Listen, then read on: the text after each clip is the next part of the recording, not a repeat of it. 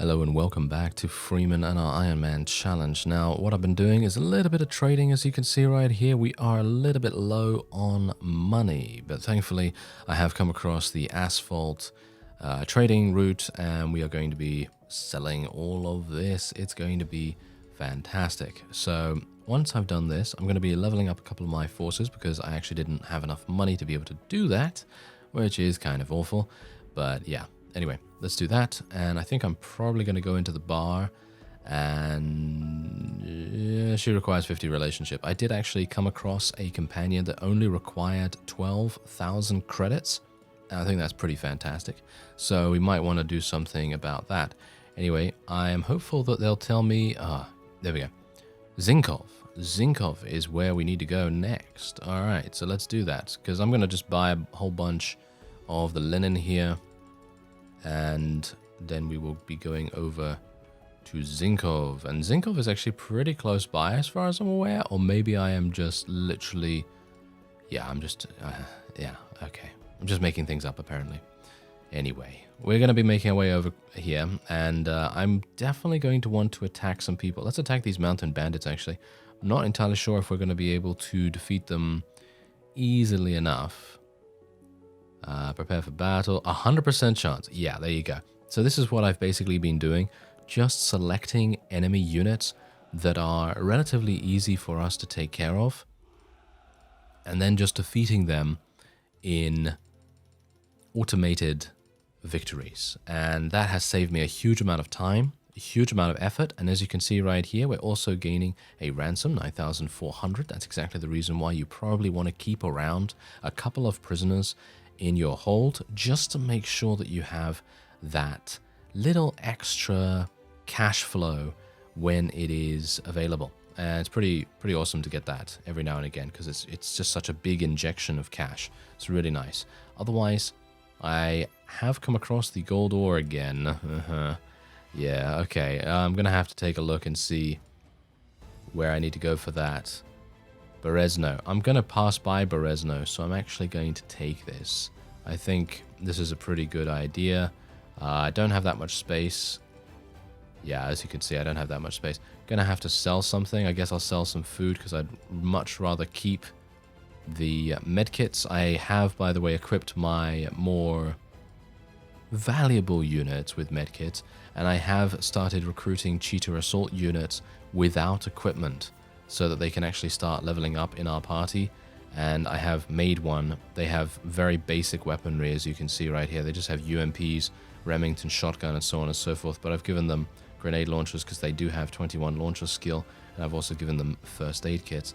We're also going to do a little bit of something here, an auto group up.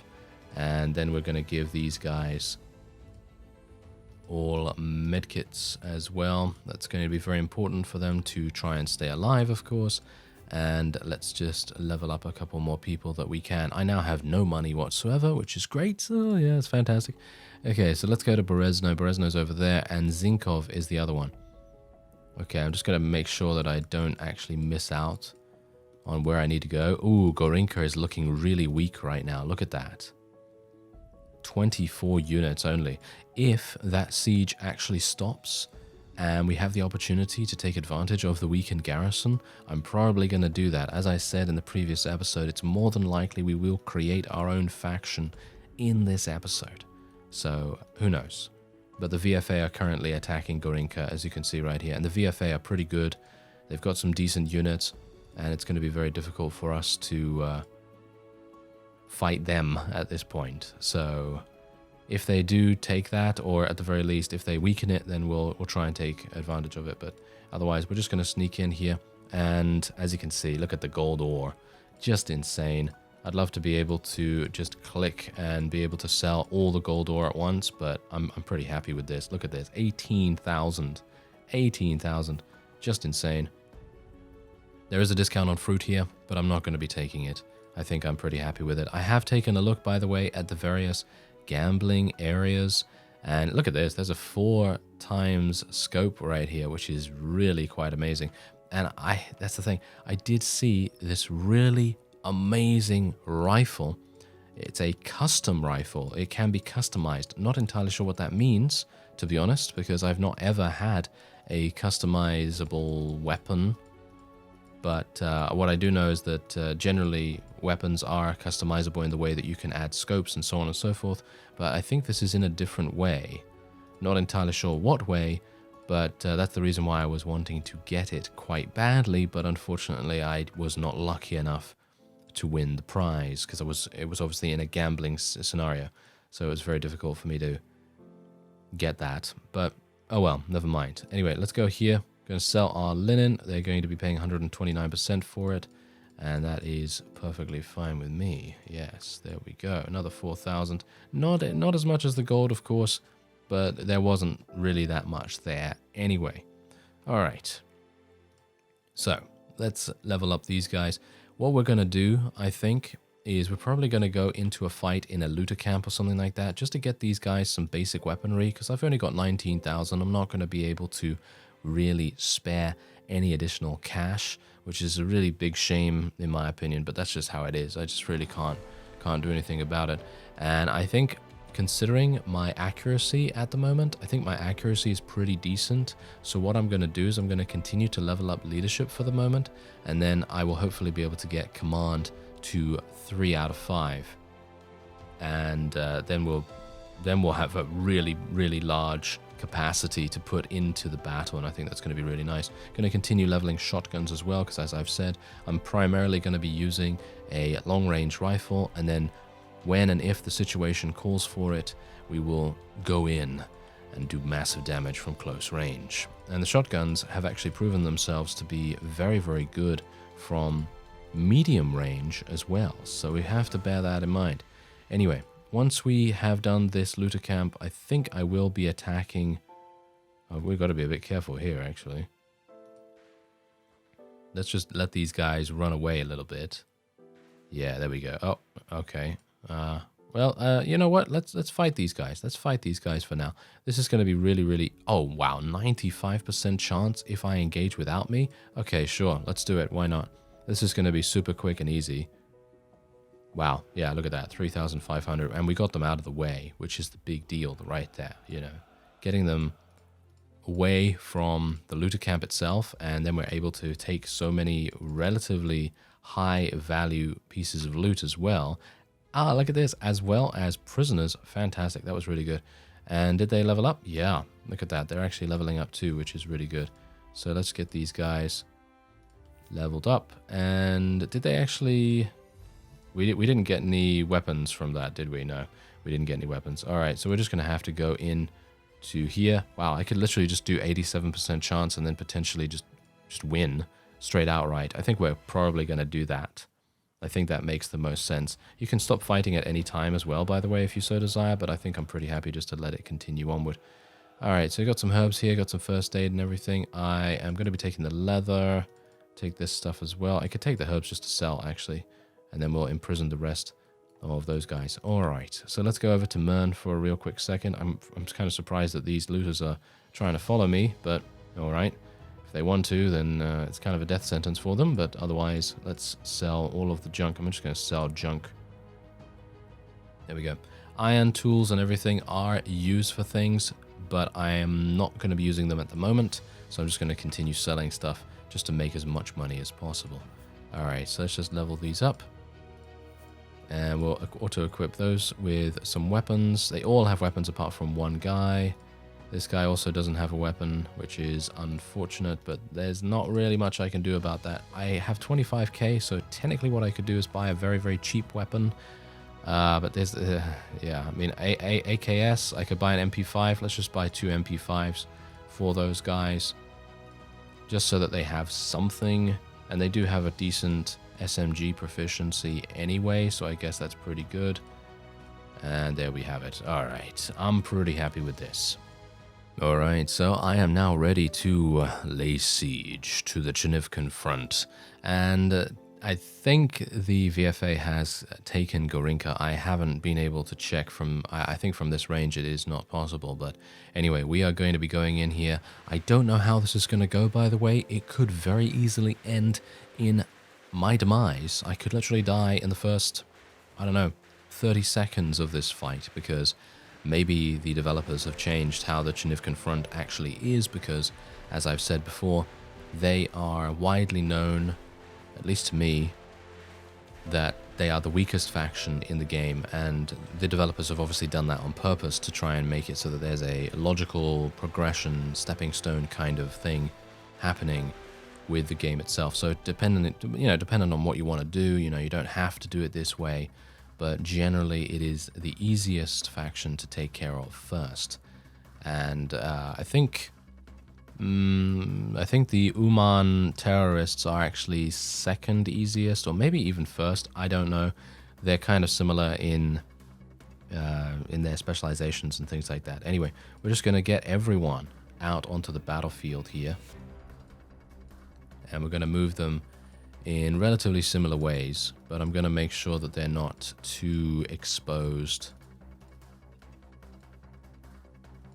There we go, something like this. Alright, let's do it. Okay, I have 1 grenade, and I have 2 first aid kits. I have a good amount of armor at the moment. We are very much even in regards to how many units the enemy has and how many units we have. So it is theoretically possible we will be able to win this with very minimal casualties, but I think it is probably going to rely on me mostly being relatively good at killing opponents.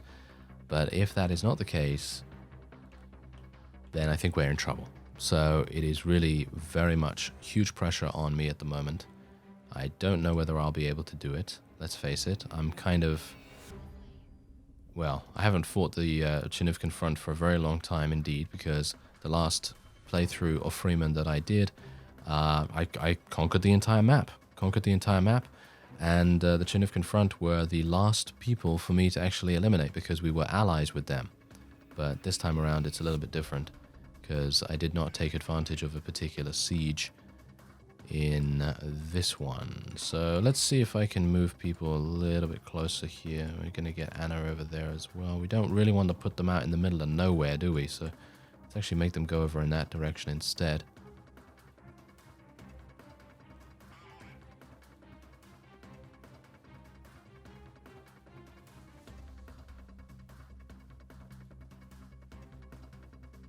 Alright, I don't see anyone. I don't see anyone in the distance. Alright, so here's the thing. There are 2 different ways that you can complete a siege. One of the ways is killing every single opponent on the battlefield. And the other way is taking flags and capturing them. Relatively similar to domination game modes in Call of Duty, for example. Those kinds of flags I'm talking about. So you stand next to them, and then they get taken dependent on how many units are in the vicinity of it. Okay, we got to be careful here, because I really don't want to die, and I really want to try and reduce as much damage taken as possible. So what we're going to do is we're going to start moving some people this way, move some people here, here, and here.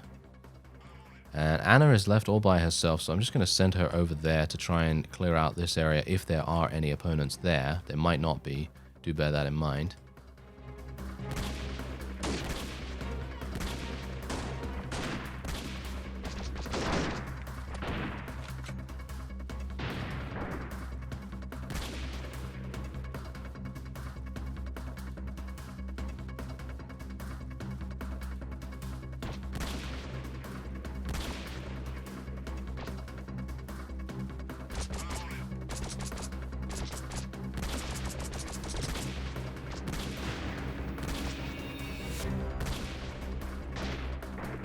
Alright, I'm being very, very cautious here, playing extremely carefully.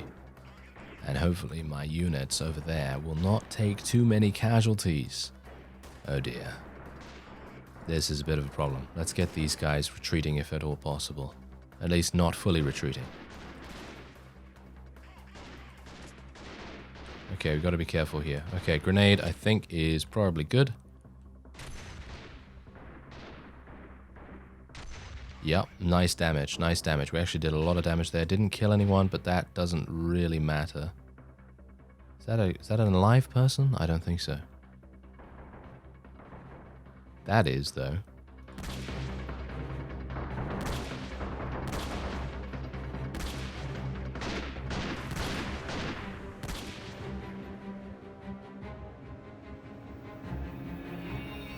All right. Nice. Okay, I think we're... Oh, wait. I am being shot at.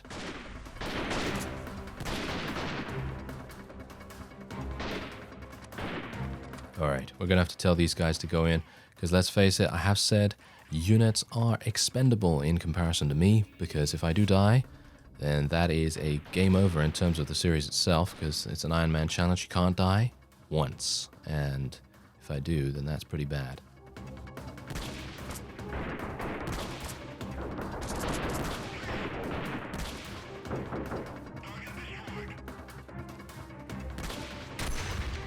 That was a grenade. That was really close by.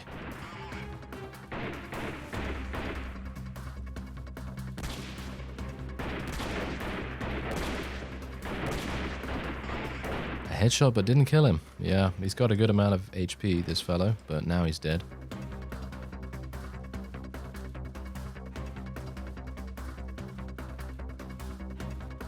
Alright, I think that's it. I think that is the end of the amount of enemies in this area. As you can see, my forces have now moved in and taken that flag over there. The flag in Zinkov, or should we say the flag locations, are extremely close by to each other, which is a massive detriment to the defenders. They are going to have huge problems defending in this area unless they have an entire mass of units in this area, really, to defend it against any kind of force. I think I can actually move down now without too much fear. We're taking a few little bits of damage over in this direction. Yeah, one of our cheater assault guys was actually killed. That's pretty bad. How many enemies are we actually fighting here? Let's get them over there. Let's move these guys a little bit more cautiously. Let's move over here, see if we can take them down. We could also take the flag as well. I mean, there are, as I say, multiple ways to go about capturing various strongholds, and if you can, I personally feel like capturing the flags is the easiest way, because if you do that, then you don't even have to get into any kind of skirmish whatsoever, and you don't have to put your own life or even the lives of your units at risk. And that would be pretty harsh. Anyway, there you go. We actually did it. And we have 89,865, 8,000 experience. And we're going to be getting, wow. Oh, yeah. This is what I'm talking about. Really nice. Let's take all of that. Great. Okay, really happy about that. Okay, so we finally have our first base, and that basically means that you will be able to trade and do a number of other things. You can also set your faction name. I'm going to choose the cat because that's kind of hilarious, and we're going to go for... I have no idea. I mean, I could go for something that is so... Okay, fine. Cat Federation. There we go. Fantastic. The Cat Federation is great. Okay, well, anyway, there you go. Zinkov has been taken. And now what I can do is, now that we've taken this, I can go into the bar. Or maybe not. I was hopeful that I would be able to complete these quests, because as you can see, I have done this. I need to go to Zalaniv, and I need to go to Zalaniv. Okay, for both of those guys. Right. Okay, well, that's going to be a little bit difficult. So I can fix various structures in the town, and I can also build various structures. But you're going to need tools, wood, and iron. Personally, I feel like you have to be very selective about what you're doing nowadays, because in previous versions of Freeman, you could just have wood and iron, and that's all you would need. You would not need tools. I personally find tools are quite hard to find. Maybe that's just me, not entirely sure, but yeah, I find them quite difficult. So anyway, we're just going to sell I'm just going to sell the junk, and then we will go to our party and we'll just level them up a little bit. Wow. Yeah, we've got so much money right now, but it is going to go in a flash. Don't worry about it. It's going to go very, very quickly. As you can see, look at this. We just spent like what, almost 30,000 right there, maybe 30,000. Let's just equip our guys with some good stuff. And there we go. There we go. Okay, fantastic. They're all kitted out relatively nicely. Now, best way that you can get your garrisons outfitted in with troops and things, because obviously you're going to need to put people in there. The best way you can do that is, well, getting generals. But the thing is that I don't know whether they're going to besiege Zinkov immediately. It is maybe likely. No? I'm actually kind of surprised they're not besieging it that fast. Okay, well, whatever the case, let us go to Zalaniv as soon as possible. And look at this. The bandits are offering us now 33,000 credits to release one of our terrorist prisoners. And I will do that, because that is just an absolutely amazing thing to do, and why would we not do it? And there we go. Can you join me? I finished. There we go. Yes. And now I can say if I want him to lead his own troops and so on and so forth. This guy is also the same, and we are doing very well indeed. Okay, so that means these two guys right here, one of them has weapon, the other doesn't, so we're going to need to do something about that. But they all have different stats, as you can see. And amusingly enough, the guy with more marksmanship does not have a weapon. I find that quite weird, but hilarious at the same time. Okay, so let's put this guy here and that guy there, and we'll just do auto rename. I'm going to auto rename him on this. Can I not do that? Can I not rename it? Who's this guy? Igor. Okay, so we're just going to call him, we're just going to do Igor Squad. There we go. And this guy is going to be Leonid Squad. Where's the auto? There it is. So I know exactly where everyone is. That's kind of important. And you can also press on these little buttons right here to raise them up in the list.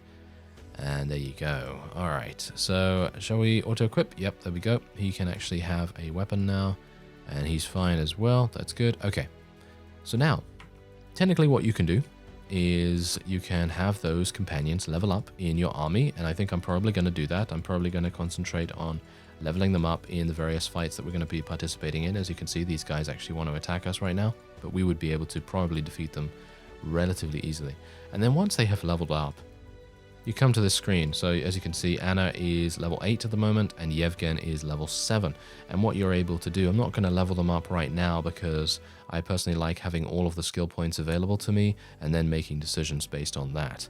So once they get to level 15, which is the maximum level for companions and indeed regular units, then I will be able to, well, build them however we want. So if we want one of them to be a mayor, then they are going to be very, very good at financial, city management, and marching speed. That kind of thing is going to be very, very good for a mayor-based general. And being a mayor, basically what that means is it takes care of everything in that town. So it speeds up construction, it repairs things automatically, and so on and so forth. And if we want them to be a combat companion or a combat general, then leadership, marching speed, tactics, and financial are all very, very useful. Also, medical can be useful to a lesser degree, but it is still good. It's still good to take, but you're not going to have that many points, so you're going to have to decide what you want to go for. But anyway, that will be it for this episode. I thank you very much for watching, and I will see you next time.